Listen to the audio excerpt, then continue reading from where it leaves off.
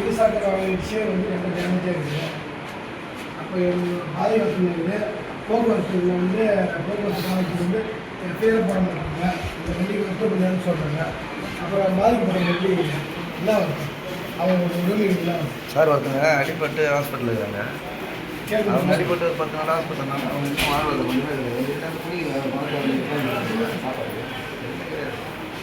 அது வேணா ஓட்டுனாக்கா 60% தான் எங்களுக்கு 1000 ரூபா ஓட்டுனாக்கா 400 ரூபாய் கூப்பிட்டு போயிட்டு 600 ரூபா ஓட்டுவோம். அப்புறம்